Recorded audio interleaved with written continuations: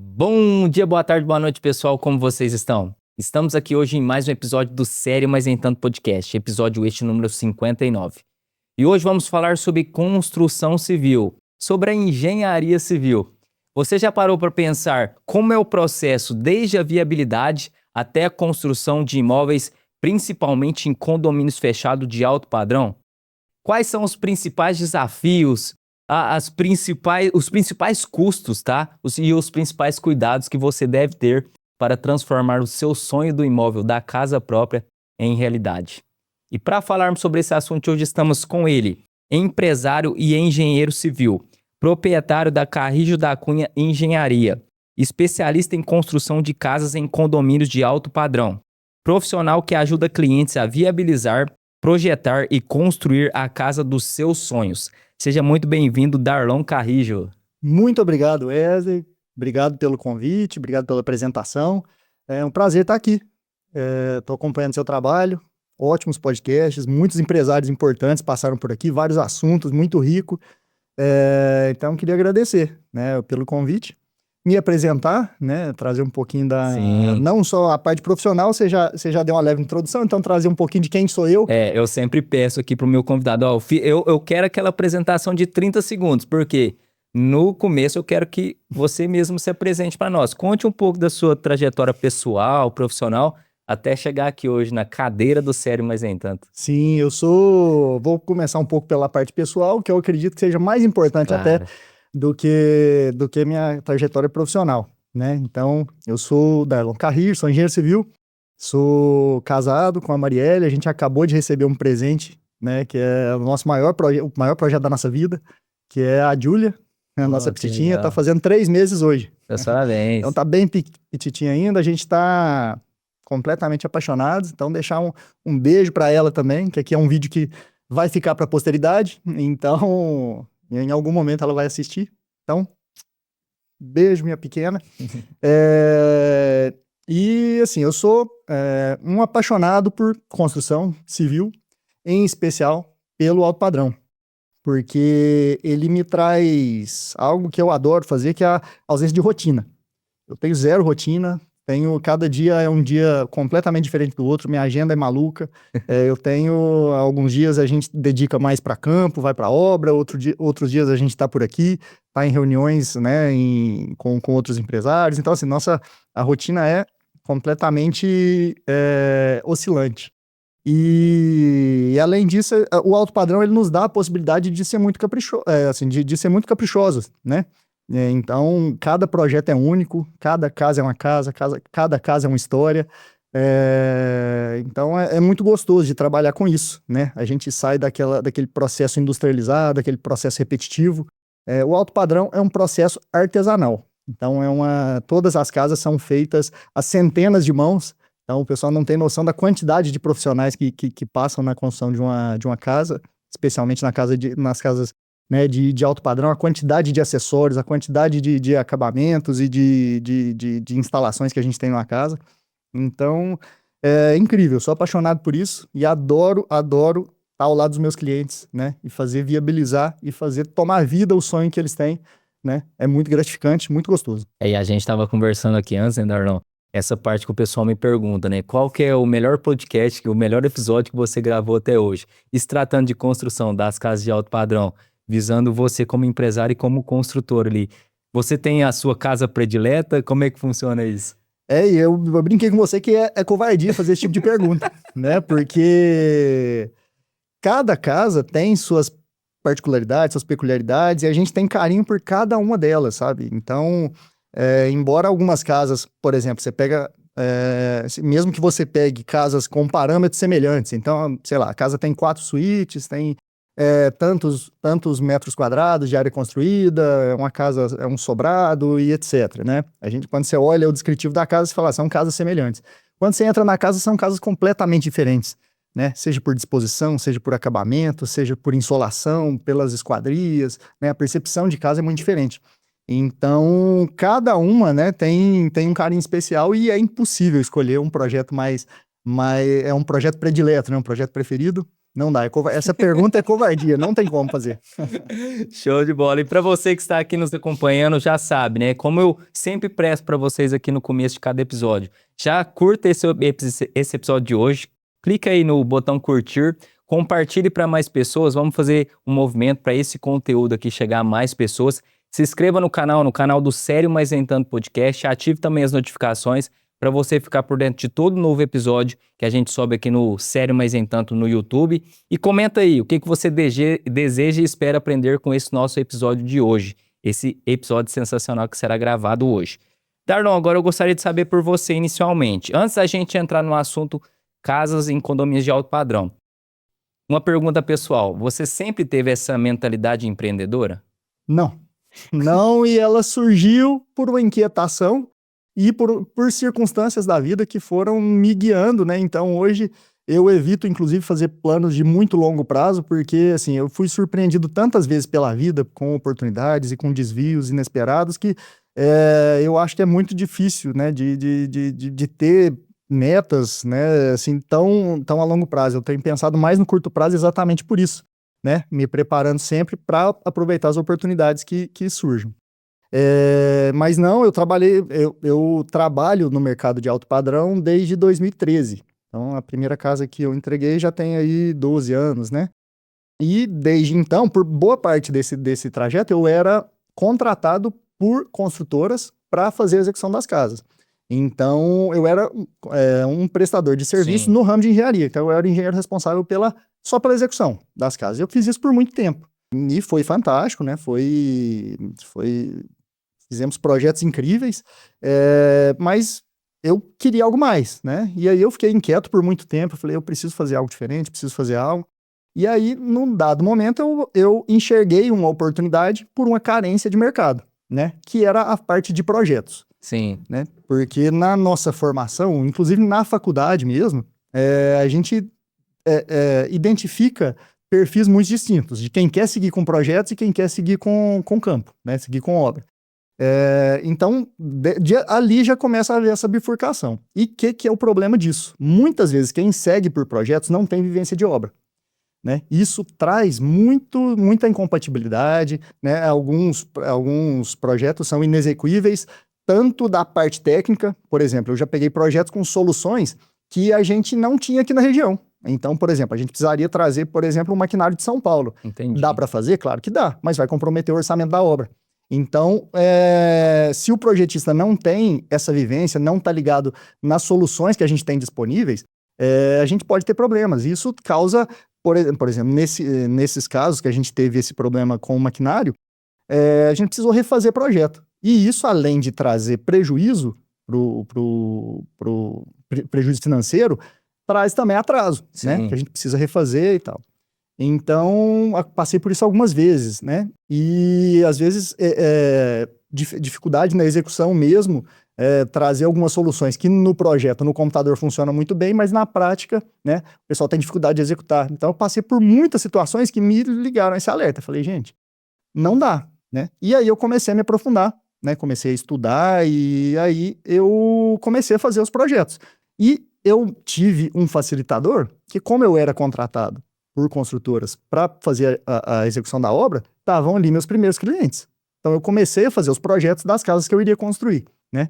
Para as construtoras. Então, já foi a primeira barreira quebrada, né? Porque conseguir os primeiros clientes, eu acredito que seja a parte mais complicada de todo empreendedor. Sim. Né? Aquele start inicial. E a faculdade não ensina, né? Nada. Te ensina, ó, que você tem que correr atrás do seu cliente. Exatamente. Nada, né? A gente não fala nada de parte comercial, empresarial. Isso é uma deficiência muito grande. Na formação, a gente é trabalhado para trabalhar como técnico. Sim. E só. E aí, se abriu essa possibilidade. E, né, então eu comecei a fazer esses projetos, né, e aí as coisas começaram a fluir muito melhor, porque eu já sabia exatamente quais que eram as necessidades das obras, eu sabia quais serviços eu tinha disponíveis em Uberaba, ou pelo menos num raio menor, por exemplo, Uberlândia, Ribeirão, né, se eu tive em empresas que pudessem nos atender. Uhum. Então as coisas começaram a fluir muito mais facilmente, né, a partir do momento que... E além de começar a me trazer um retorno extra, né, então... Isso foi o start pro mundo do empreendedorismo, né? E aí, ao longo do caminho, eu tive algumas viradas de chave, né? Essa foi a primeira. A segunda foi quando eu desbloqueei para as redes sociais, né? Sim. Então, nesse momento, eu prestava um serviço de bastidores, né? Eu estava ali escondido atrás de outras empresas, né? E aí, num belo dia, né? Eu trabalhava muito à noite, muito fim de semana, né? Porque normalmente em horário tradicional, ali nos horários de operação da obra, eu estava envolvido na execução das obras. Então, não me lembro exatamente, mas em algum momento do final de semana eu falei, eu vou postar que eu estou fazendo esse projeto aqui, e postei, né? No meu perfil pessoal mesmo, fazendo um projeto aqui dessa casa, botei um 3D da casa, como que seria uma casa linda, linda, linda, botei uma foto da fachada e a foto do projeto. E nisso, um cara já me chamou, falou, você trabalha com projeto também? Eu não sabia, tal, tal, Olha tal. só. Aí eu falei, opa, tem coisa aí, né? Aí, que foi a virada de chave. Falei, ué, pode ser aqui a minha porta de entrada, né, para desbravar esse novo universo aí e conseguir mais clientes e assim. Falei, vamos ver onde isso vai dar. E aí deu certo. Esse cliente me chamou, a gente logo já fechou, porque, assim, tô muito longe de ser famoso, né, assim, né, qualquer coisa do tipo, mas dentro do meu ramo de atuação, né, por já estar há muito tempo, eu conheço muita gente, né, as pessoas Claro. me conhecem. Então, até ali as pessoas não sabiam que eu fazia projeto, as pessoas sabiam que eu fazia execução, mas não sabiam do projeto. E aí, a partir desse estalo, né, que eu tive essa virada de chave, eu comecei a postar mais. E aí aconteceu uma coisa que eu nunca tinha parado para pensar, e quando a gente tá ali naquela loucura do dia a dia, a gente não se atenta muito a isso, né? Quando eu estava em ambientes não profissionais, tudo que eu não queria falar era do meu trabalho, né? Então eu evitava falar. Eu queria falar de qualquer coisa, qualquer aleatoriedade, mas não do meu trabalho. E quando eu comecei a postar, as pessoas começaram a conversar comigo a respeito disso. E aí a magia aconteceu, porque aí, como eu fazia a parte mais difícil do processo, que eu considero, que é a parte da obra em si. Sim. A parte de projetos também é uma parte complicada. Então eu fazia, sei lá, talvez 80% do trabalho eu já sabia, eu fazia e fazia com tranquilidade, né? Então as pessoas começaram a me abordar e aí todo lugar que eu chegava as pessoas queriam conversar comigo sobre as casas que eu construía, né? Eu comecei a postar foto das casas, das obras, né? São casas lindas, né? Então Passou a ser mais intencional na exposição ali. sim, aí nem tanto, eu falei, vou só postar, vamos ver, aí começou a acontecer, eu não sabia muito o que eu tava fazendo, né, até hoje não tenho tanta referência de marketing, mas o pouco que eu faço já frutifica, então, e aí, né, e aí com a abordagem das pessoas, as pessoas muito interessadas, e aí eu descobri que, né, até a gente estava comentando isso, que existe um dito popular de que de médico e louco todo mundo tem um pouco. E eu percebi que de médico, louco, engenheiro e arquiteto, todo mundo também tem um pouco.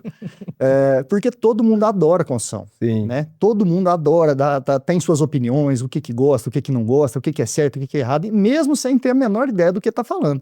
Mas todo mundo quer dar opinião. A gente vê isso muito em rede social. Né? Tem algum post, né, sobre obra, você vai lá nos comentários, um monte de gente, né, de leigos debatendo. Todo mundo vira engenheiro, vira arquiteto. Então, todo mundo adora isso, né? É um assunto que todo mundo gosta. Então, as coisas começaram a acontecer. E daí, eu comecei a captar clientes direto, né, para fazer a construção. Então, e desde então, as coisas vieram escalando, né? Até hoje a gente está aqui, ter essa estrada longa aí, percorrida, né? E ter me trazido até aqui para a gente trocar essa ideia.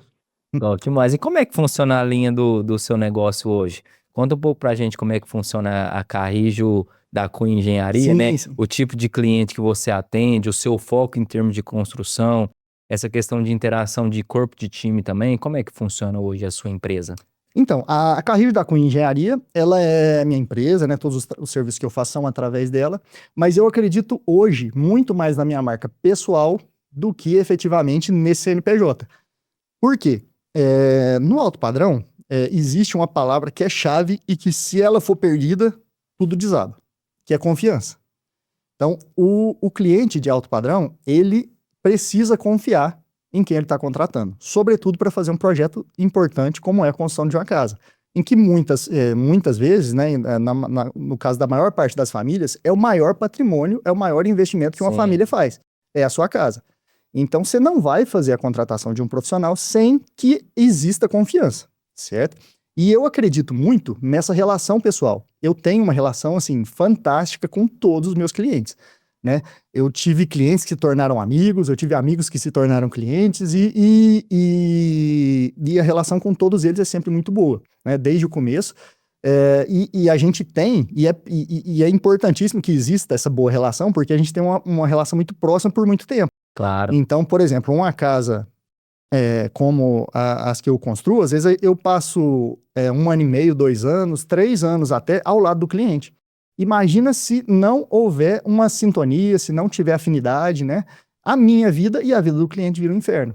Então, eu prefiro colocar o meu nome, né? Trabalhar mais a minha marca para gerar confiança e conexão com o meu cliente, né? E eu acredito nisso e tem dado certo. Então, por isso que hoje eu trabalho mais a minha marca, como Darlon Carrijo, né? Do que efetivamente do meu CNPJ, que é Carrijo da Cunha Engenharia. E Darlon, tem muita diferença se tratando de construção, por exemplo, imóveis fora de condomínio fechado e imóveis de condomínio fechado de alto padrão? Tem muita diferença nesse tipo de construção? Tem muita, e inclusive o alto padrão, muita gente imagina que o alto padrão tá ligado a acabamento. Então são porcelanatos caros, são louças caras, são metais caros e assim por diante. E não só, isso também é importante, é um fator preponderante ali nessa equação, mas não é só isso. Uma casa, uma obra de alto padrão, ela se inicia na fase de projetos, né? Então a gente tem o projeto de alto padrão, ele parte de premissas de que a gente pode trabalhar muito mais a arquitetura, por exemplo. A gente tem vãos maiores, né? Então a gente tem, às vezes, eu tenho um projeto em especial que eu fiz, que eu tenho um carinho enorme, que eu projetei uma viga com vão livre em concreto armado de quase 17 metros, né? Louco. Que é muito, né? E eu procurei, inclusive na época, por ter sido o maior vão que eu projetei, eu procurei referências, inclusive dos meus professores, da época que eu estudei, né? O que a gente poderia fazer, e nenhum deles tinha feito. E eu falei, gente, mas não tem como, eu tô fazendo as contas, tá tudo certo, vai dar certo, nós vamos fazer, né? Então, eu abracei a causa e a gente poderia ter feito, por exemplo, em uma viga metálica, mas ficaria muito mais cara a execução, sabe? E desnecessário, porque não era uma viga que ia ficar à mostra, ela só tinha função de fechamento, né? Não era uma viga que compunha a arquitetura. Então eu falei, gente, é desnecessário a gente gastar, né? Na época eu cheguei a fazer os orçamentos, na fase de projetos ainda. Fiz um comparativo, dava uma diferença na ordem de R$40 mil. Falei, não tem necessidade, né? E aí eu fiz e aí a gente desenvolveu o projeto, deu certo, a casa tá pronta, tá linda, é um vão enorme, eu fiz alguns posts a respeito dessa viga em específico, mas tem muito disso. Então o alto padrão já parte daí, né?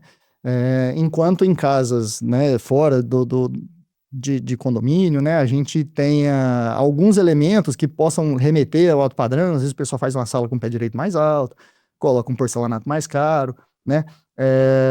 Mas assim, a divisão é muito clara, né? Então o alto padrão ele não permite amadorismo, né? Por exemplo, a gente não tem aquele profissional no alto padrão, é aquele profissional que faz tudo, né? O pedreiro que você chama, que ele faz a alvenaria, faz o reboco, faz o encanamento, faz a fiação, faz a pintura. Isso não existe, né? Em construções de alto padrão, a gente só trabalha com especialistas. Então, desde a gestão, a gente, a parte de engenharia é uma parte que tem que ter experiência, tem que ter know-how naquilo ali. O pedreiro da parte grossa é um, o pedreiro que faz acabamento é outro, o encanador é um, você tem o eletricista que faz automação, muitas vezes a gente tem o eletricista que vai fazer a parte de sonorização, você tem o gesseiro, você tem assim, uma infinidade de profissionais, cada um faz uma parte do trabalho. Então a gente só trabalha com especialistas, então até na contratação de mão de obra são mundos diferentes. E é muito importante você falar isso porque Quando você tem uma pessoa que se diz especialista em várias coisas, acaba que ela não é especialista em nada. Exato. Então é muito importante você ter especialistas individuais de cada setor ali, para no final você ter uma casa realmente que vai fazer a diferença em termos de qualidade, em termos de arquitetura e realizar completamente o sonho da pessoa, né? E, inclusive, eu acredito tanto nisso que eu só trabalho com isso. Então, eu sou um dos profissionais que estão na cadeia, né, produtiva, ali na cadeia construtiva, e eu sou especialista. E é por isso que eu só trabalho com construção em condomínio. Eu não faço reforma, eu não faço galpão, eu não faço obra residencial, eu não faço nenhum outro tipo de obra. Eu só trabalho com isso. Por esse motivo, sabe? É um mundo à parte. Então, nesse jogo, é cada um fazendo a sua função. Não tem como sair disso. E a questão da viabilidade, se tratando de documentação? Tem muita burocracia desde o início do projeto até a entrega do imóvel? E aí, até dando sequência na minha linha do tempo, né, de como é que eu desenvolvi uma metodologia, que eu até estava te explicando que eu desenvolvi uma metodologia que é única, assim, eu não aprendi em nenhum curso, eu não li em nenhum livro, eu fiz diversos cursos, estudei muito, continuo estudando, eu acredito que o preparo técnico é fundamental e a gente trazer atualização para a nossa rotina também é fundamental. E aí eu peguei um pouco do que eu estudei, né, em cada lugar e para preencher as lacunas do nosso mercado, em especial aqui da nossa cidade de Uberaba. Porque eu fui, nesse momento que eu trabalhava com obra e comecei a trabalhar com projeto, eu dei um passo atrás na cadeia produtiva, né? Então, porque do sonho, né? Enquanto a família está ali sonhando, imaginando que vai construir, até a casa pronta, você tem vários processos, inclusive essa parte burocrática, que é a parte inicial.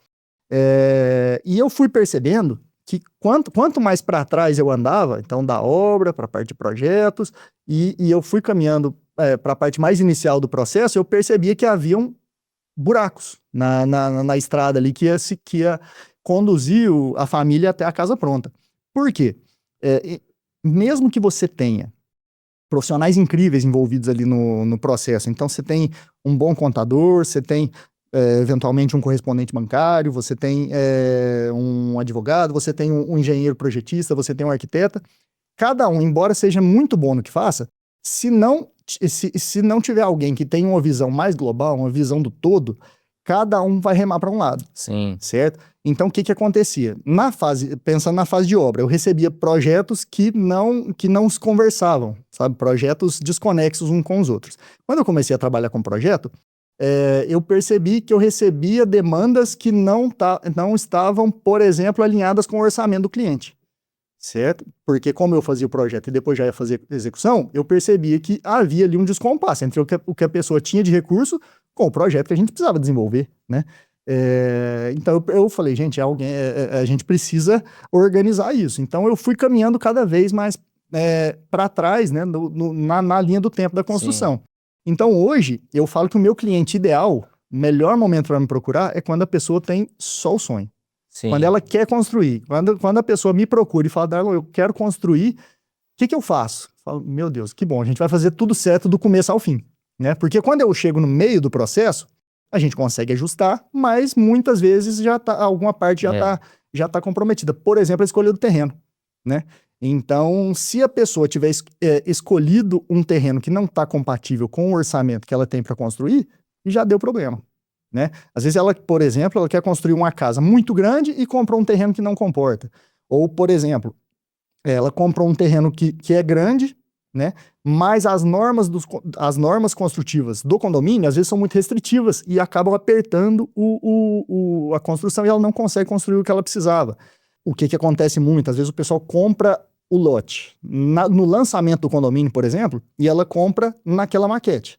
Por exemplo, eu quero morar perto da área de lazer. E aí vai lá, escolhe um lote perto da área de lazer. Aí quando vai construir, tem um baita de um aclive, né? Isso é um problema? Não necessariamente. Isso pode ser, inclusive, uma solução. Mas a construção, a casa, ela deve se moldar ao terreno e não o contrário. Sim. Sempre que você precisa trabalhar o terreno para fazer a construção, vai ficar caro. Por quê? Imagina que você tem um aclive grande, sei lá, de uns 5, 6 metros, que acontece muito em condomínio. e você quer construir uma casa básica, uma casa térrea. Você vai tirar muita terra dali, você vai ter que fazer um corte de terra muito grande, e isso traz de brinde muito custo com arrimo, impermeabilização, drenagem, além da própria movimentação de terra. Então, a sua casa, antes de começar a ser construída, você já vai comprometer, às vezes, ali 15%, 20% do seu orçamento com isso, certo? Então, isso precisa estar claro, antes de escolher o terreno, antes de fazer projeto, né? Existe muita coisa antes de fazer, por exemplo, a compra do terreno. Então, por isso que eu falo que quando a pessoa me procura antes de comprar o terreno, é o mundo ideal, porque a gente vai fazer todo esse estudo, a gente parte do orçamento, né? A gente inverte a ordem que o pessoal costuma trabalhar, que é compra terreno, faz projeto e depois corre atrás do dinheiro para construir. A gente faz o contrário. A gente levanta o que tem de dinheiro e, a partir daquele recurso, a gente vai comprar o terreno e separar o que é da construção e posteriormente, a gente separa ainda em parcelas menores. Então, o que vai para marcenaria, o que vai para marmoraria, o que vai para comprar acabamento e assim por diante, né? E, inclusive, para tratar da parte de arrojo arquitetônico, né? Porque quando a gente não tem essas referências de preço, muitas vezes a família senta na frente da arquiteta e fala tudo que quer. Eu quero isso, quero aquilo, e mostra o Pinterest com fotos de fachadas incríveis, com vãos, balanços, aquela laje fininha, tudo lindo, lindo, lindo, e mostra para a arquiteta faz um projeto com aquela referência visual que ela tem, e aí quando chega na mão do engenheiro para fazer a casa, o recurso que às vezes que a família tem não é suficiente para construir, né? Então, tudo precisa estar muito bem articulado. E você acha que isso está ligado diretamente à parte emocional da pessoa? Por exemplo, para ser imediatista ao ponto de não procurar um profissional que saiba auxiliar ela enquanto a isso? Tá ligado? Por exemplo, teve uma abertura de um lote para um condomínio fechado, tem que ir lá comprar, tem que aproveitar a oportunidade. E vai pelo impulso e antes mesmo de procurar um profissional? Sim, tem até o fator impulso e também desconhecimento, né? Porque é cultural, né? Eu não vou aqui dizer que isso é um absurdo, que isso é uma loucura, porque é cultural, né? Isso é o normal de acontecer.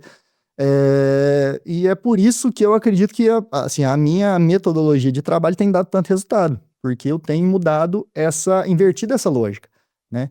Mas, então tem esse apelo emocional, né? Que toda compra, em geral, né, ela tem um componente emocional importante, mas não vou culpar quem faz isso, não, porque muitas vezes é desconhecimento, porque a pessoa acha que é comprar o lote e fazer a casa, e ponto final. E aí existe um número que é um número mágico que as pessoas procuram, que é o custo por metro quadrado. Que isso é a pergunta que eu mais recebo e que sempre dá um frio na espinha quando eu preciso responder esse tipo de pergunta. Que aí, traçando o paralelo quando você falou a respeito de casas de bairro, né, casas mais tradicionais com casas de condomínio, casas de alto padrão.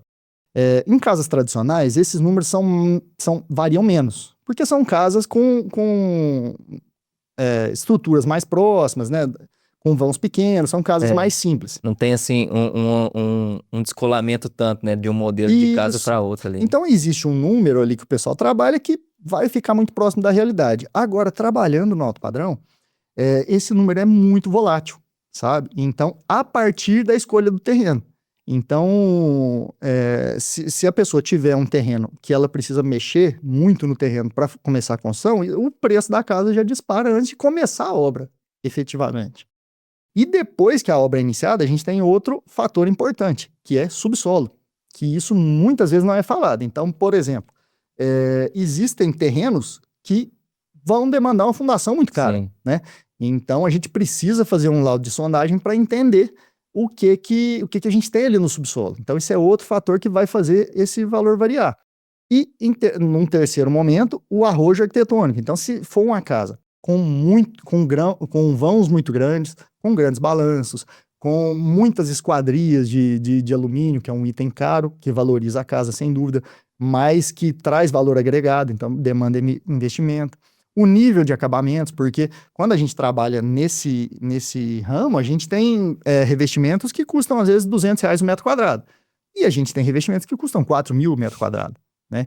Então, isso é outro fator que potencializa essa diferença.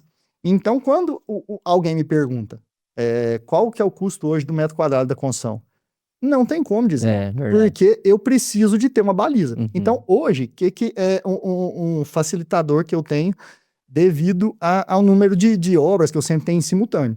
Eu consigo levar o cliente em algumas casas para que ele tenha uma noção, né? Então, por exemplo, eu tenho uma casa pronta agora. E eu tenho um cliente que me conta uma história que eu acredito que aquilo ali possa servir para ele. Eu levo ele na casa e mostro. Fala, é isso aqui que você tem em mente. Por exemplo, o tamanho dos quartos te atende, a sala dessa forma te atende, esses revestimentos te atendem, um porcelanato desse modelo te atende.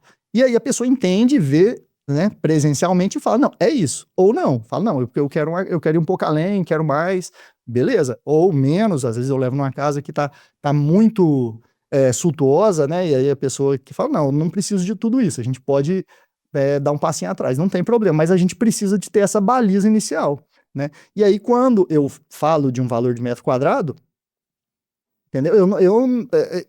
Tudo que eu vou gerar naquela pessoa futuramente é frustração, porque Sim. dificilmente eu vou acertar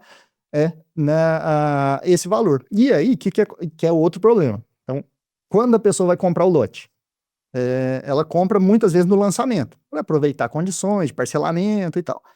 E aí ela vai resolver construir essa casa daqui 3, 4 anos. E às vezes, quando ela foi comprar o lote, ela cometeu 2 erros. Primeiro que ela comprou sem saber se estava tudo alinhado. E segundo, ela vai perguntar para alguém qual que é o custo da construção do metro quadrado. E alguém vai falar. Alguém vai chutar um valor para ela. E ela vai ficar com isso na cabeça. Uhum. E aí daqui 4 anos ela vai me procurar. Ela fala, não, eu quero uma casa de tantos metros quadrados porque eu sei que dá. Porque eu tenho esse valor na minha cabeça. E eu sei que dá. E aí esse valor, mesmo que... Então, o chute já foi errado 4 anos atrás. Mas mesmo que ele fosse errado... 4 anos depois, esse valor já é completamente diferente. E mesmo se fosse exato a questão do custo metro quadrado, nesse gap de 4 anos vai mudar. Ué. Muito, muito. Então, a gente passa por muita coisa, especialmente agora. Imagina um chute de valor de 2021 para cá. Basicamente, dobrou o custo da construção, né? Então, alguém que se preparou lá atrás para construir agora, que comprou um lote lá em 2020, 2021, ali no começo da pandemia, por exemplo, para agora, é um susto. Para todo mundo, quando a pessoa começa a tatear os valores atuais, a pessoa se assusta, porque realmente os custos estão muito altos. E aqui vai uma boa e uma má notícia. A boa é que provavelmente esse é o momento mais barato dos próximos anos. E a ruim é que o custo está subindo e vai aumentar ainda mais. Principalmente por um fator que é muito falado e que é real. Pelo fator mão de obra. Né? Tá cada vez mais difícil conseguir profissionais e bons profissionais, né? Porque os profissionais hoje, né, eles têm uma cadeia de formação que eles começam como ajudante, né, e vão se graduando até conseguir trabalhar como especialista lá na frente. E hoje cessou essa entrada, né? Os jovens estão cada vez menos interessados nos trabalhos braçais, nos trabalhos de horário fixo, né?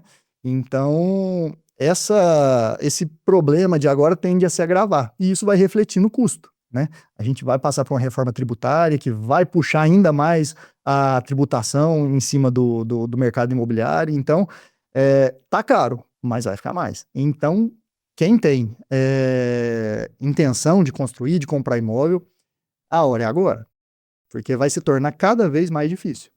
E esse ponto que você mencionou também, Darlon, por exemplo, pegar o final, visando a construção final e trabalhar do final para o começo, ajuda também até você a planejar o custo real, né, da construção e não ter tanta diferença lá no final, né? Exato. Porque assim, como o processo é complexo e dinâmico, vai ter oscilações em termos de custo. Exato. Mas você tendo esse projeto como um todo, analisando o final para o começo, você consegue ter uma base para lá no final tender a ficar mais barato ou ficar mais caro, porém não tão descolado do planejamento inicial, né? Exatamente, isso é fundamental, né?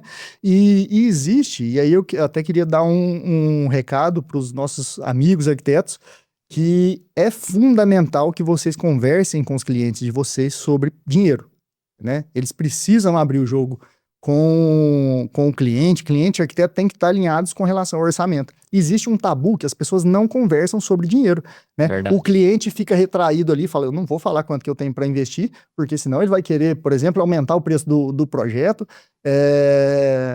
e depois vai falar comigo, ele também fica receoso de falar, fala, eu não posso falar quanto que eu tenho de dinheiro aqui, porque senão, né, ele vai querer pegar alguma... E isso não existe. É semelhante, eu gosto de trazer um paralelo, é como se você fosse a um médico e tivesse vergonha de falar quais os sintomas que você tem. Como é que ele vai te prescrever um tratamento, né?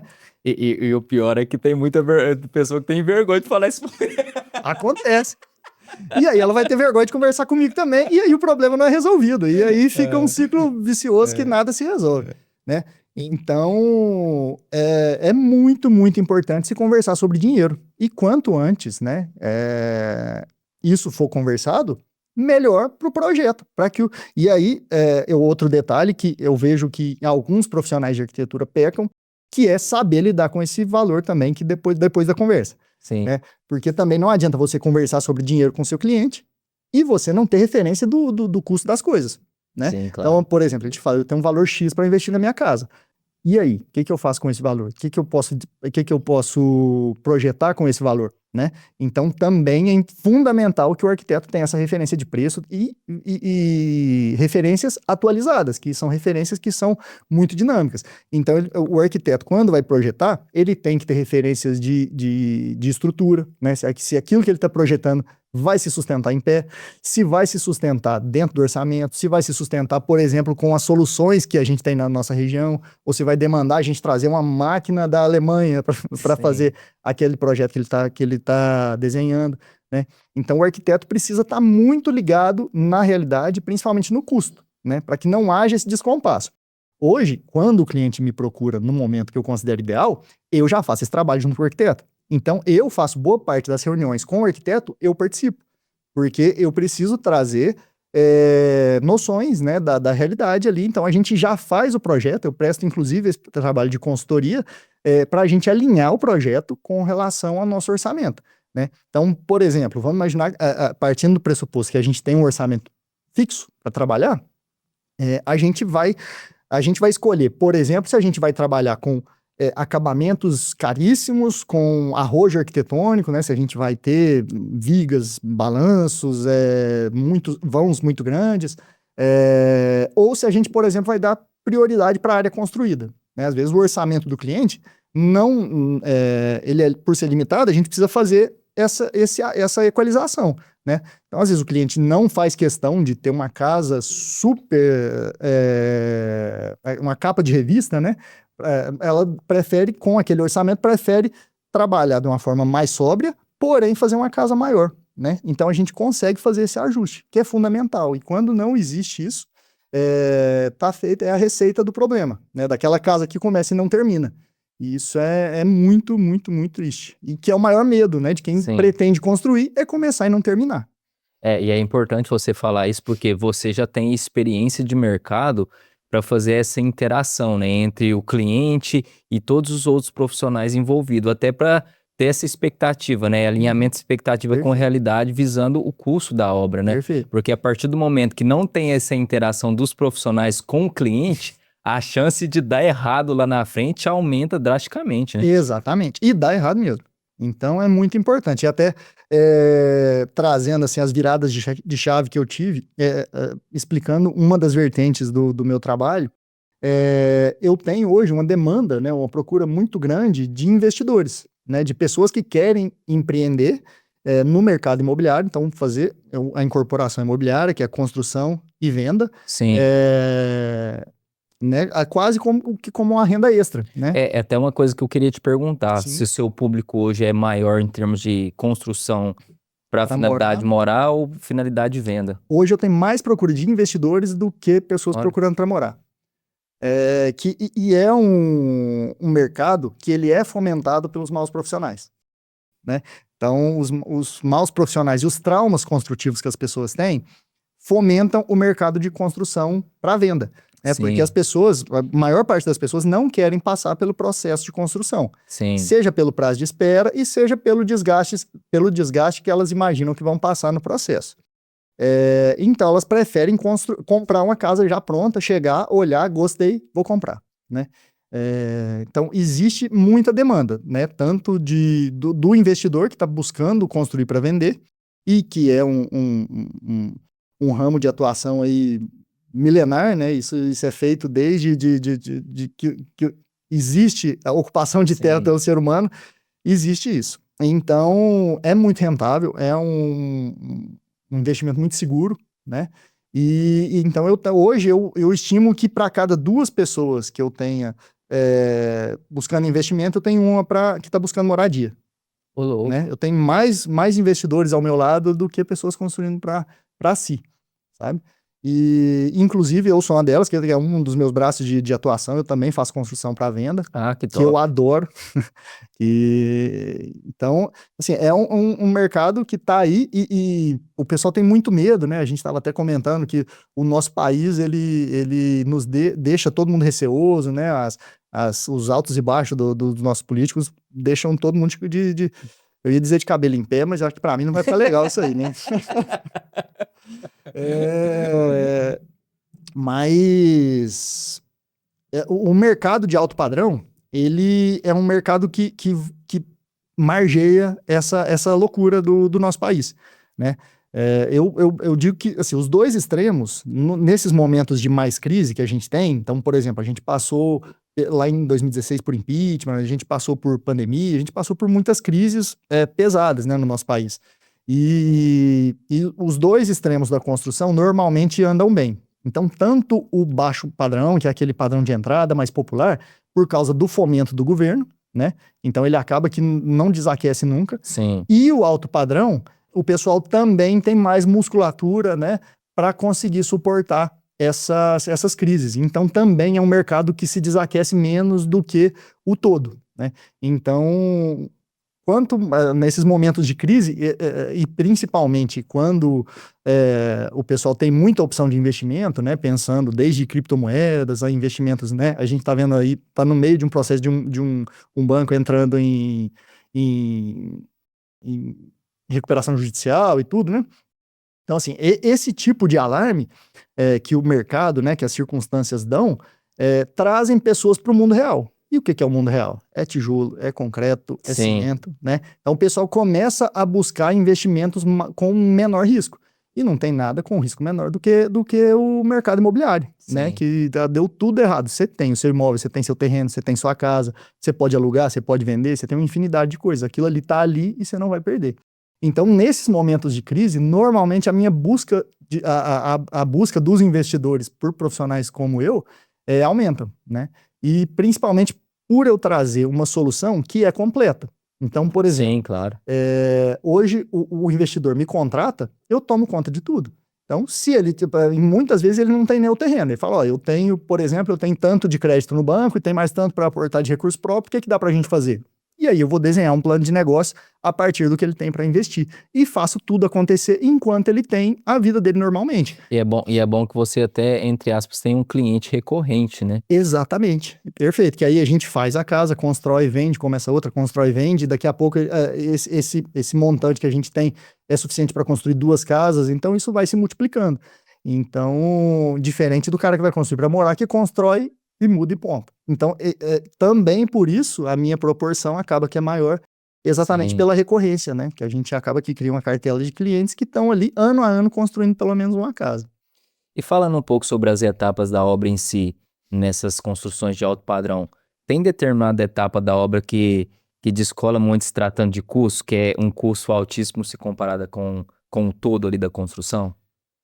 Então, e aí até eu vou aproveitando esse momento que a gente está falando de construção para morar e construção para investir, que aí é outro, e linkando com essa pergunta que você fez. Aí já mora uma grande diferença, porque normalmente quando a pessoa vai morar, estoura o orçamento. Porque a gente, ainda que a gente faça um projeto lindo, um projeto incrível, a internet traz muita referência para a pessoa e ela vai mudando de ideia ao longo do processo. Então, algo que ela adorou, amou, no momento de projeto, daqui 3 meses ela já viu algo que ela gostou mais. E ela quer porque quer fazer, né? E aí começa, né? E aí começa retrabalho, a gente começa a aumentar o padrão de acabamento, né? E a pessoa começa a se apertar e às vezes, né, se desfaz de eventualmente de algum patrimônio porque quer colocar dinheiro ali. Então, aí já mora uma grande diferença. Normalmente, quem quer construir para vender é mais prático. Até porque, como eu estou à frente de tudo, muitas vezes o pessoal mal visita a obra, né? Sim. O investidor, né? Então, o índice de execução do projeto é muito maior. A gente pega o projeto e executa. Então, o prazo é menor e a variação de orçamento é muito menor, porque a gente executa o que a gente pensou, né?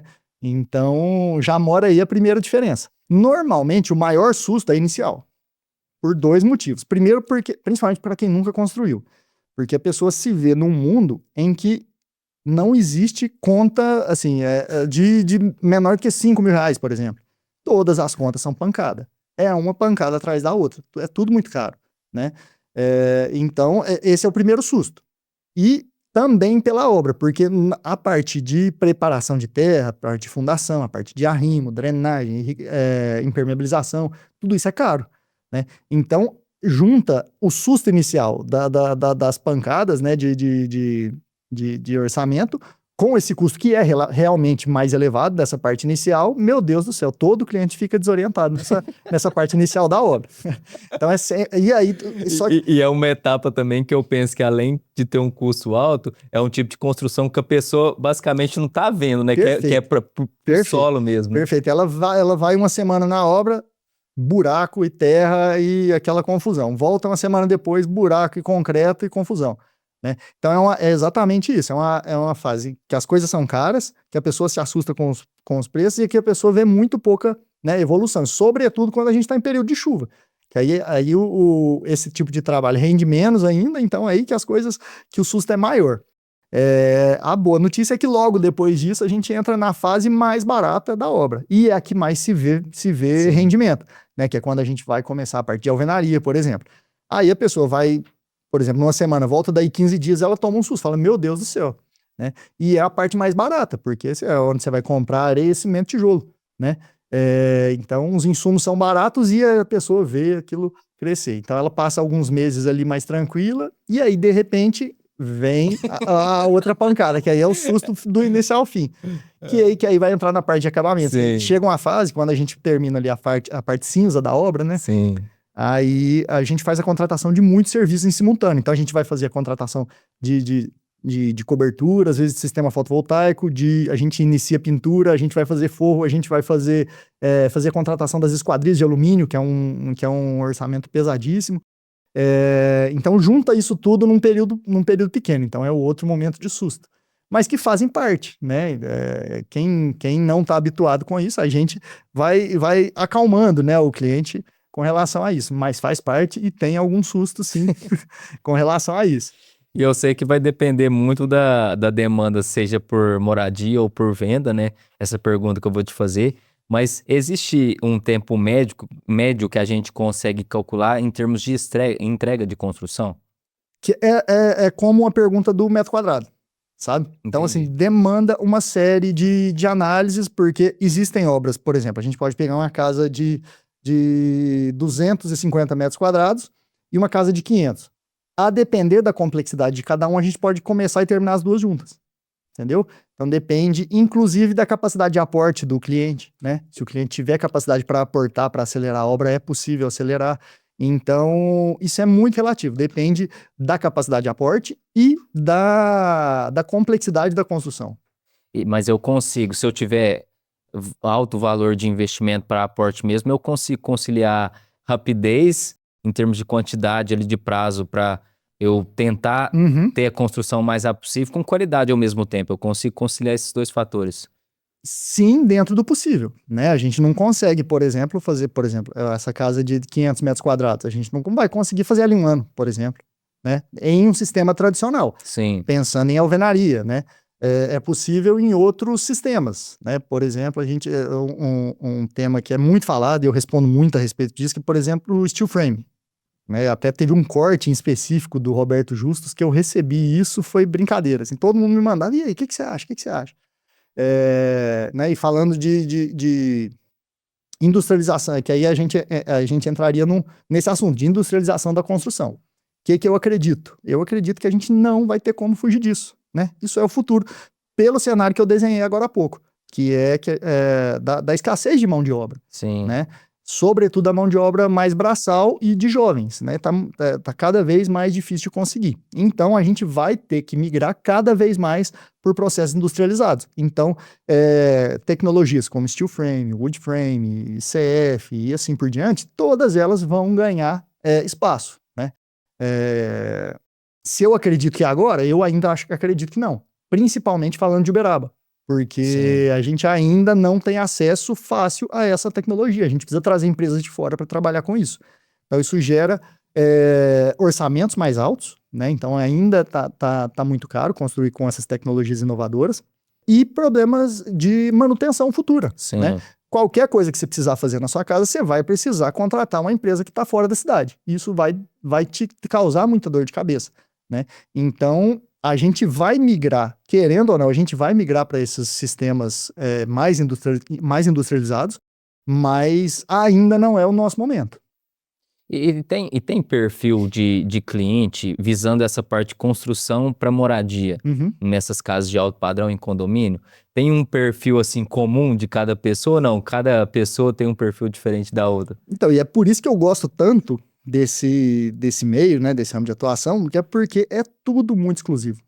Não existe padronização, ainda que existam, né, comportamentos semelhantes e tal, mas cada um tem suas peculiaridades. E isso se reflete posteriormente na casa, né?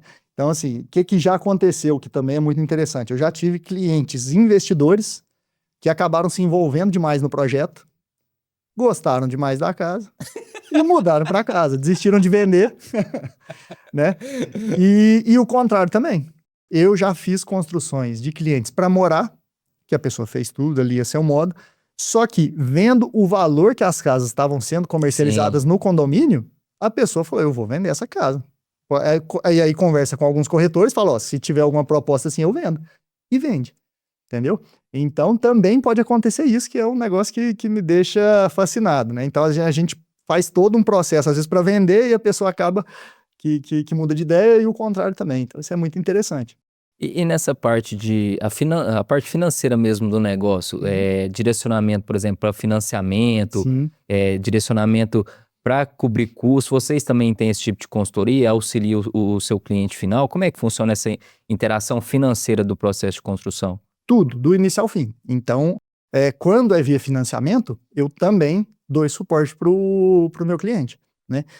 Que é fundamental, principalmente se tratando de investimento, né? O investimento na construção para venda, ele se torna ainda mais atrativo quando você faz via financiamento, né?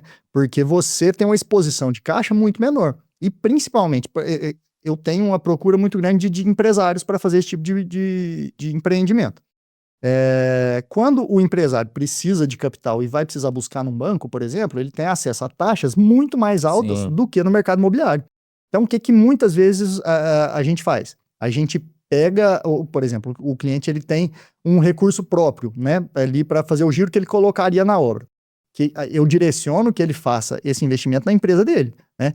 Pega esse dinheiro, vá colocar de giro na sua empresa e vá ganhar mais dinheiro com ele. E o dinheiro da construção a gente levanta no banco com taxas muito menores do que ele precisaria para a empresa dele, e ele vai ter o retorno menor do que se fosse a partir de investimento próprio, porque você tem as custas do financiamento, né? Você vai pagar juros de obra, você vai pagar algumas taxas da Caixa, você vai ter alguns gastos que você não teria via recurso próprio. Mas ainda assim o retorno é muito maior, né, do que se a pessoa fizesse via recurso próprio. Isso é fundamental.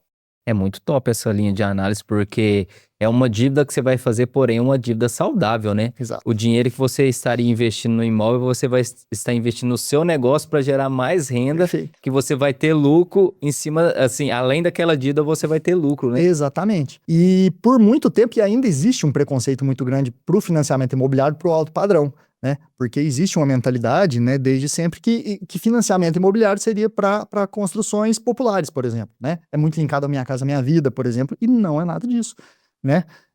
A gente tem até o teto do Minha Casa Minha Vida, é uma fatia do bolo, né? Sim. Passou disso, a gente trabalha no SBPE, que é quando a gente consegue encaixar essas construções mais vultuosas, né?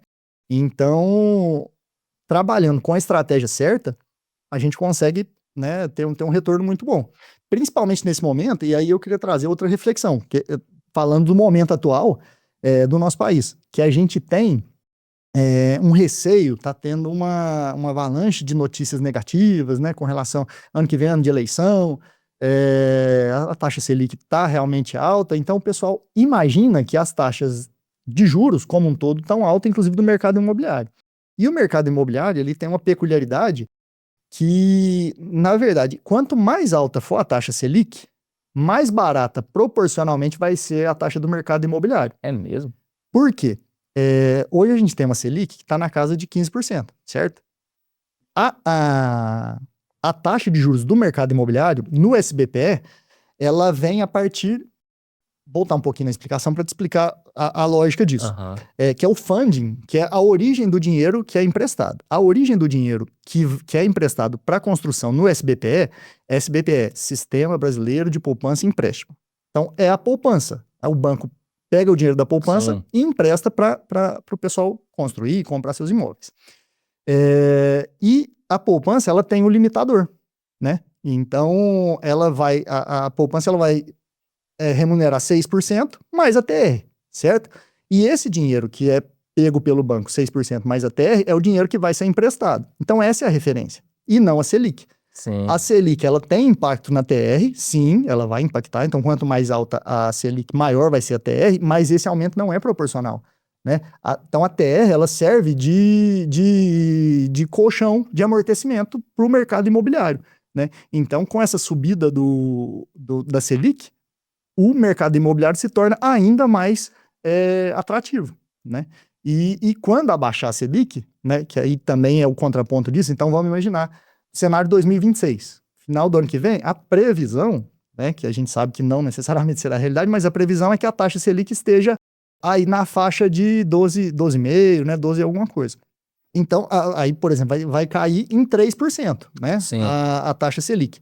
Esses 3% não vão ser repassados ao mercado imobiliário, porque a Selic também, quando ela cai, ela só impacta na TR. Então, a oscilação dos juros no mercado imobiliário é muito menor do que no mercado como um todo, né? Então, muitas das pessoas que estão com medo de investir no mercado imobiliário, de comprar sua casa própria nesse momento, estão com medo desnecessariamente.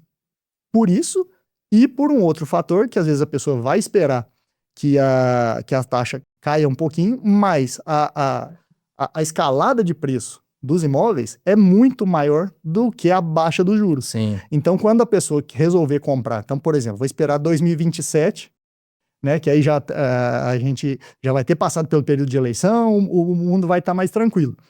Pode até ser, mas os preços dos imóveis, sobretudo com a reforma tributária no mercado imobiliário, os preços vão escalar de uma maneira muito mais acentuada do que a baixa da taxa de juros, entendeu?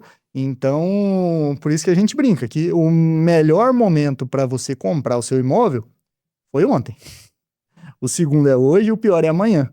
Então, por todos esses motivos, eu acredito que assim, o medo que as pessoas estão, né, essa grita que a gente vê no mercado, não procede para o mercado imobiliário, né, especificamente.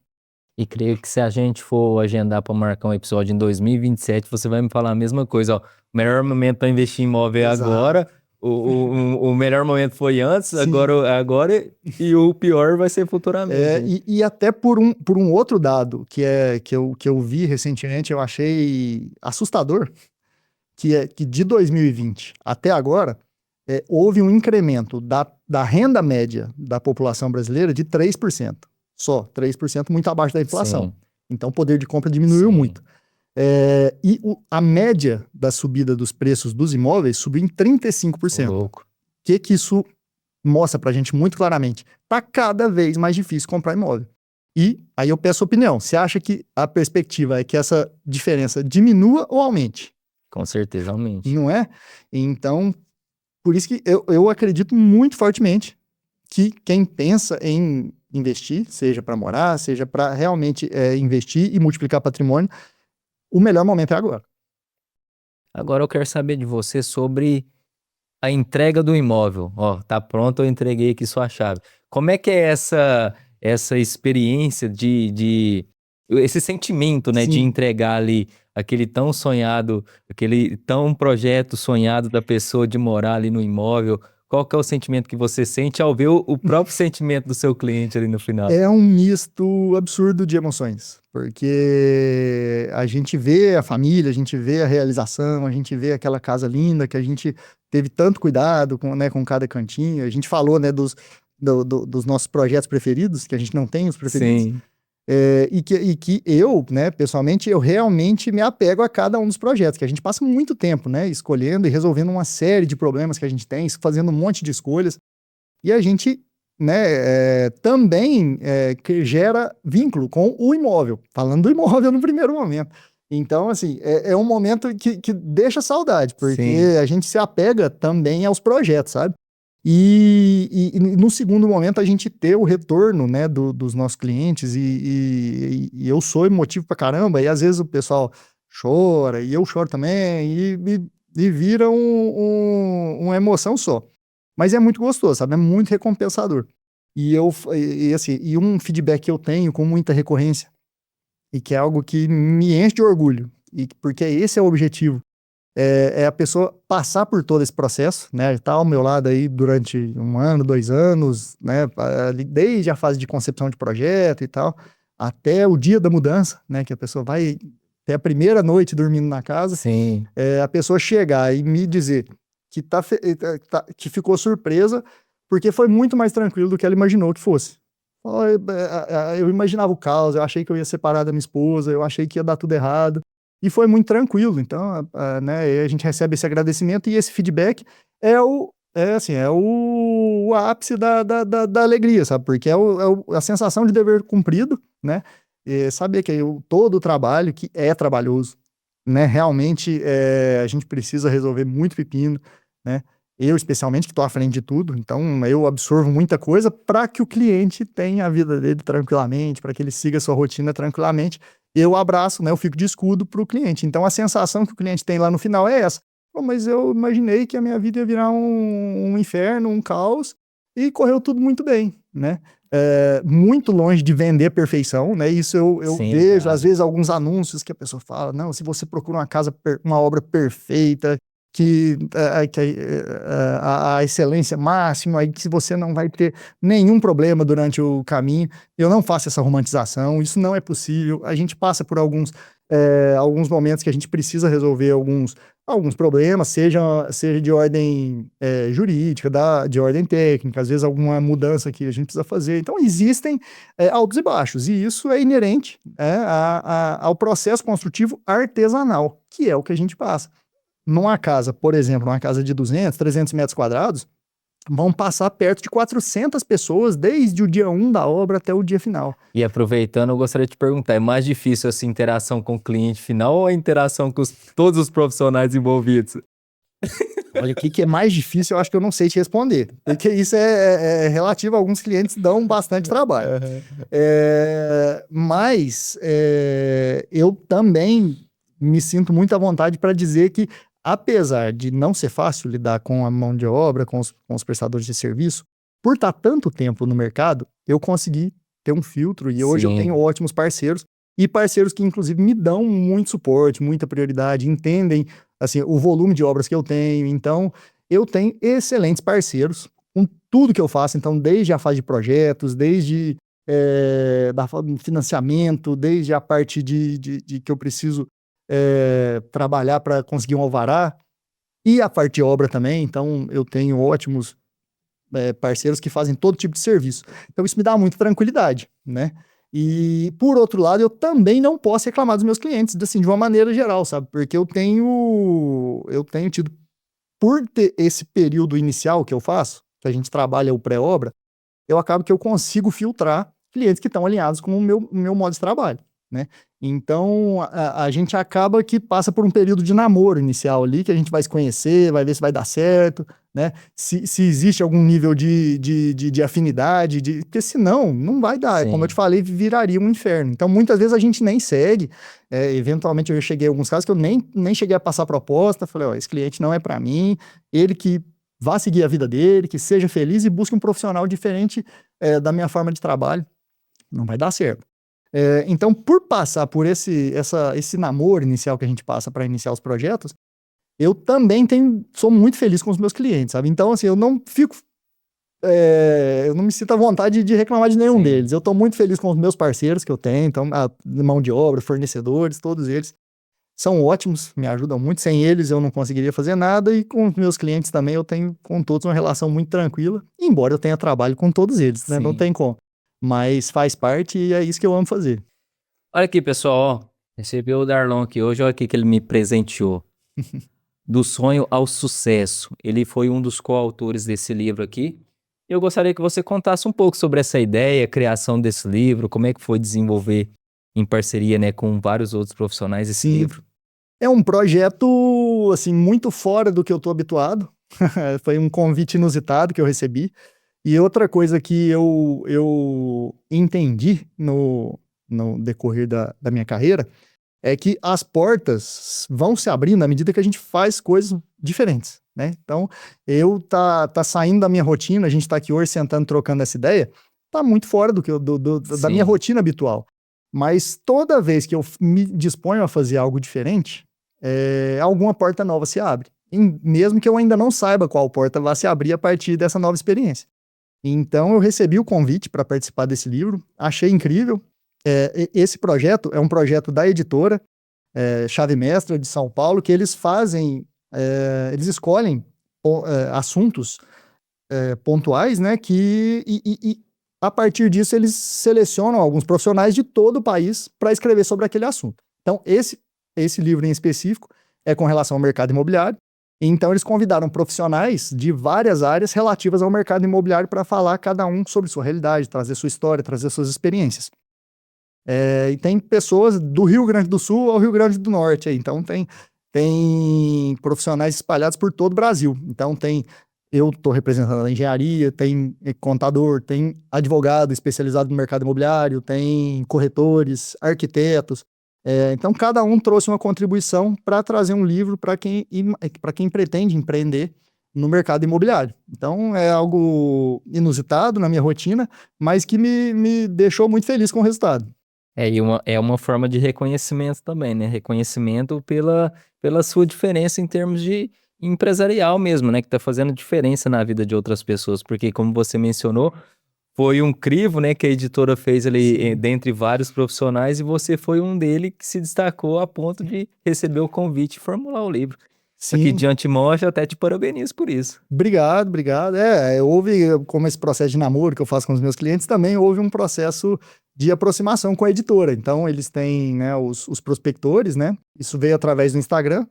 Então, através do Instagram, eles entraram em contato comigo, apresentaram a proposta, a gente marcou 2 ou 3 reuniões para que eu pudesse contar a minha história, né, para que eles pudessem entender, e entender se realmente eu tinha algo a agregar no livro, né? Então, a partir daí a gente seguiu, né, e eu pude escrever uma parte do livro, e fiquei muito feliz pela experiência, né? Então, mais uma experiência aí para conta e para contribuir, né? Que tudo nos ajuda a formar o profissional e a pessoa que a gente é.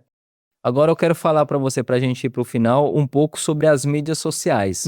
Nesse segmento que você atua da construção civil, né, principalmente para os condomínios de alto padrão, as mídias sociais, principalmente como o Instagram, o Facebook, o próprio Google, né, de alguma forma é uma ferramenta importantíssima até para você ter mais captação de pessoas, de clientes, e fazer a diferença na vida de mais pessoas? Com certeza, né? Então, desde o meu primeiro cliente que eu contei agora há pouco, com relação àquele post despretensioso, que me trouxe uma avalanche de oportunidades depois, hoje ainda tem muito sentido. Eu confesso que eu queria dedicar mais a isso. Eu entendo o poder que as redes sociais têm, mas eu ainda faço menos do que eu gostaria. Eu sou cobrado, minha esposa me cobra muito para que eu explique, porque assim, muita coisa que do dia a dia, que às vezes ela vai visitar a obra comigo, e eu explico algumas coisas que para mim são muito básicas, né? Assim, mas que para quem não tá habituado não é. E aí ela fica me cobrando, fala, mas você precisa gravar um vídeo explicando isso para as pessoas, que isso é muito legal, isso é muito interessante, as pessoas vão gostar de saber. E eu falo, não, então beleza, vou fazer. E esse vou fazer vai passando o tempo, e eu ainda não fiz essa série de vídeos, né? Então eu preciso me dedicar um pouco mais, né? Então fica aqui uma autocrítica com relação a isso. Mas ainda assim, o que eu consigo fazer já traz frutos, né? Tanto que a gente se conheceu através dali, né? Então, aquilo ali tem um potencial e uma energia que pode nos trazer muita coisa importante. E ele também serve como um portfólio vivo, né? Que a gente vai Sim. atualizando ali constantemente. Hoje, tudo que a gente vai fazer, a gente busca, né? Nas redes sociais. Então, você vai no restaurante, você vai buscar para ver o que é. Eventualmente, hoje, você consegue até acessar o cardápio para ver se você gosta, se não gosta. Embora, no meu ramo de atuação, a rede social seja só uma porta de entrada. Sim, claro. Né? Porque diferente, por exemplo, de um jantar, que se você vai e que se não gostou, tudo bem, você só não volta e tá tudo certo. Como eu preciso gerar confiança, hoje dificilmente eu consigo fechar um cliente que não venha por indicação. Todos os clientes que chegam até mim são através de indicação. E acaba que o Instagram, a pessoa consegue, mesmo que ela não me conheça, que venha por uma indicação, ela começa a conhecer um pouco mais do meu trabalho. Mas como eu preciso gerar esse nível de confiança, né? Que assim, chega no meio da obra, às vezes a gente manda boletos de 20, 30 mil por cliente e o cliente paga e hoje já nem me pergunta do que é, porque ele sabe que eu estou trabalhando e que tá tudo encaminhado. Né? Então, existe um nível de confiança que só é gerado quando tem essa conexão. Sim. E a indicação ainda é a minha principal ferramenta de fechamento de contrato. E essa questão que a sua esposa te falou aí da exposição, eu falo que é a questão do óbvio, né? Que às vezes a gente tem certa linha de pensamento que, cara, mas isso aí é tão simples, mas é simples pra gente, Sim. né? Simples pra gente. É o famoso óbvio que precisa ser dito, né? Então, a partir do momento que você expõe o seu óbvio, para outras pessoas não é óbvio e faz a diferença, né, na vida da pessoa ali, né? E às vezes ela me cobra, por exemplo, um vídeo quando eu expliquei para ela da espessura das paredes, por exemplo, que é o do tijolo que a gente compra para a obra, influencia no conforto termoacústico da casa, né? Além de estar atrelado também à resistência estrutural da casa. Então, a gente vê muitas casas com tijolo, por exemplo, de 11 centímetros, que são tijolos mais estreitos, né? E assim, o mínimo que a gente precisa trabalhar numa casa nesse nível é um tijolo de 14 centímetros. Por exemplo, para trazer uma besteira do dia a dia que muitas vezes as pessoas não sabem, né? E até por isso, a gente vê, até por essa quantidade de detalhes, desde a espessura de um tijolo até o mais fino acabamento, a gente agrega valor nas casas que a gente constrói. Então, assim, eu nunca me propus, por exemplo, a construir a casa mais barata do condomínio. Sim. Porque eu sei exatamente de onde que as pessoas tiram o dinheiro para chegar num custo muito abaixo do que eu trabalho, né? Assim, no porte da qualidade das casas que eu construo, né? Então, quando você vê uma casa no mercado com um valor muito abaixo da média, pode desconfiar. Não Sim. é à toa, né?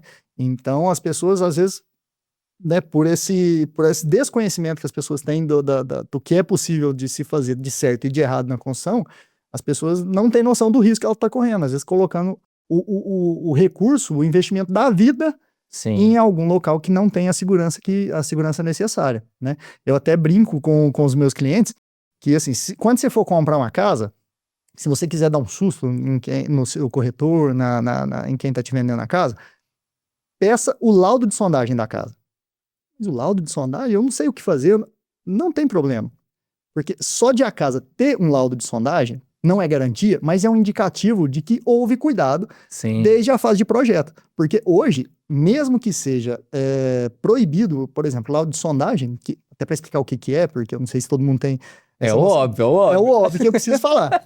O laudo de sondagem é o estudo que a gente faz para estudar o subsolo do terreno. Uhum. Então, para saber se o solo é resistente, se ele é arenoso, se ele é argiloso, se tem presença de água e assim por diante.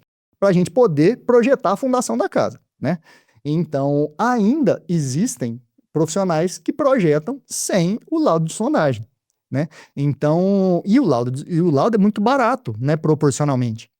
Então, hoje você vai investir, sei lá, R$3.000 num laudo de sondagem para você construir uma casa, às vezes, de 1,5 milhão, 2 milhões, né? Percentualmente, isso é mínimo, é muito pouco dinheiro, né, para você garantir a segurança. E, além do que, esse laudo de sondagem vai te garantir uma fundação bem dimensionada, né? Quando o projetista não tem o laudo de sondagem, ele vai imaginar a pior situação possível. Sim. Então, ele vai majorar a sua fundação em milhares de reais. Então, vai ficar muito mais caro. Acaba que o laudo de sondagem se paga, né? Então, isso é básico. Mas, ainda assim, tem quem prefira economizar, entre aspas, o laudo de sondagem. Então, quando você for comprar uma casa, peça o laudo de sondagem, porque é o primeiro indicativo de uma casa que foi feita com cuidado. Se não tiver, ou se te enrolar para te mandar, já pode ficar com o pezinho atrás, porque pode ser que seja uma casa que, a partir dessa falta de cuidado inicial, ela tenha sido mal cuidada do início ao fim. Já é um crivo inicial que a gente Sim. consegue fazer ali, né? Não é garantia, mas é um indicativo de que houve cuidado. Sim, sim. Darlon, agora eu gostaria de fazer para você uma pergunta muito séria. Eita. Muito séria. Mesmo nessas casas, nessas construções de alto padrão dentro de condomínio, eu consigo tornar ela viável para mim com planejamento e estratégia de construção? Sem dúvida. Com dúvida. Gostei. Por quê? Porque, evidentemente, embora a gente tenha vários artifícios para potencializar, por exemplo, um crédito imobiliário, pode ser que a gente não consiga viabilizar nesse momento, que aconteceu já várias vezes. Às vezes a pessoa me procura, quando a gente faz esse estudo inicial, a pessoa ainda não está preparada para fazer aquilo. Mas o que eu ajudo quem me procura nesse estágio a fazer? Para que a pessoa se prepare para, talvez daqui 2 ou 3 anos, mesmo que a gente esteja num cenário diferente, né? Se ela não estiver preparada agora, é possível que ela se prepare para daqui a Sim. pouco fazer, né? Então, a gente imagina, por exemplo, um casal de 30 anos, por exemplo, né? Pode ser que aos 30 anos eles não estejam preparados, mas juntos, a gente pode determinar um caminho para que aos 35, por exemplo, eles consigam construir, né? Eles vão precisar fazer isso, gerar mais renda ou organizar sua contabilidade, né? E assim por diante. A gente pode preparar para que num segundo momento a pessoa esteja preparada para construir, né? Por isso que, sem dúvida e com dúvida, a gente precisa avaliar cada caso Show de bola. especial. Darlon, gostou do papo? Muito. Já foi? Já foi, ó. Muito. Quase 1h20 já, ó. Eu te falei que o episódio não é ao vivo, mas o tom é de ao vivo. Exatamente, passou voando. Só que antes da gente ir para a mensagem final, sim, que temos a mensagem final ainda. Eu gostaria que você olhasse para aquela câmera ali e passasse suas mídias sociais. Como é que o pessoal te encontra nas redes para ter uma proximidade maior e melhor contigo? Então, né, para trazer vocês para mais perto de mim, se vocês quiserem conhecer um pouco mais, ver as casas que eu já construí, né, e trocar uma ideia comigo, meu Instagram é eng_darlon_carrijo, e através de lá vocês vão conseguir meus contatos, né, e a gente pode te ajudar a viabilizar uma casa incrível, quem sabe. Darlon, agora eu gostaria que você deixasse uma mensagem final, se possível, principalmente para aquelas pessoas que só olham para o preço da construção civil dentro do condomínio ali fechado e não olham para o valor da construção. Sim. Você consegue deixar uma mensagem para essas pessoas? O principal recado que eu posso dar para quem está buscando uma casa, principalmente uma casa pronta, é que não seguir somente pelo preço, né? O preço ele é um fator importante, ele precisa estar dentro da sua possibilidade, mas é importante que exista uma análise de tudo que teve orbitando aquela construção, né? Então, desde os profissionais que estiveram envolvidos, né? Pedir o laudo de sondagem para ver se a obra teve cuidado, teve esmero ali desde o começo, e entender tudo que está atrelado à construção do seu imóvel, que muitas vezes é o maior investimento que você vai fazer na sua vida, né? Então precisa ter muito cuidado e não vá somente pelo preço. E se for construir, escolha bons profissionais para estarem ao seu lado, porque muitas vezes é melhor que você invista numa boa mão de obra e tenha bons profissionais do que investir em materiais muito caros. Um bom profissional com um material mais simples vai te entregar um resultado melhor do que um mau profissional com um material de primeira. Então, invista em pessoas e escolha bons profissionais para te guiar do início ao fim do processo. Show! Valeu? Obrigadão por ter aceitado o convite Eu de que participar agradeço. dos nossos episódios aqui. E assim, você é um tipo de profissional, de pessoa que eu gostaria de ter mais próximo na minha vida, porque é o poder do ambiente, né? Quando a gente está inserido num ambiente com pessoas que visam, têm mentalidade de crescimento, tanto pessoal como profissional, é um potencial para a gente crescer também como pessoa, como indivíduo e como profissional. Então, agradeço por você ter aceitado o convite. Te parabenizo pelo seu comprometimento com os seus clientes, pelas suas conquistas futuras que virão, Amém. pela sua semeadura de hoje. Então, muito obrigado, tá? Eu que agradeço, foi um prazer, passou mais rápido do que eu imaginei. E espero ter ajudado, né? Tanto a você, sanar algumas de suas dúvidas e o pessoal que está nos assistindo também, né? A ideia é ajudar, né? Ajudando, a gente recebe também do universo. Então, foi um prazer. Show de bola. E para você que chegou até aqui e ainda não clicou aí no botão curtir, curta aí esse nosso episódio. Para aí um minutinho, clica aí no botão curtir. Se inscreva no canal também do Sério Mas Nem Tanto Podcast. Compartilhe esse episódio para mais pessoas que pretendem realizar esse sonho de construir o seu imóvel dentro de um condomínio, aquele imóvel de alto padrão que precisa de mais acompanhamento, seja do Darlon, seja de outras pessoas envolvidas, para lá no final você ter o seu sonho realizado com qualidade e também com um tempo médio bom de construção, né? Que é isso que importa também. Não esqueça também de clicar aí no botão do sininho, o botão do sininho aí das notificações, para você ficar por dentro de todo novo episódio que a gente posta aqui no Sério Mas Nem Tanto Podcast. Então te vejo até o nosso próximo episódio. Fique com Deus e tchau, tchau.